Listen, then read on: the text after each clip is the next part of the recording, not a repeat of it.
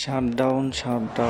বিমানের টিকিট না কমানো আগ পর্যন্ত সবাই হুন্ডিতে টাকা লাগান, তাহলে দেখবেন এমনিতেই টিকিটের দাম কমে যাবে। আমাদের প্রতিবেশী কান্ট্রি ইন্ডিয়া, নেপাল, পাকিস্তান, ওদের তো সিন্ডিকেট নাই।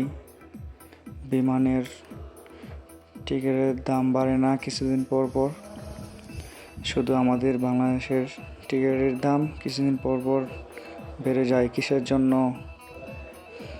সবাই যার যে জায়গা থেকে প্রতিবাদ জানান, যার যে জায়গা থেকে উচ্চ আওয়াজ তোলেন।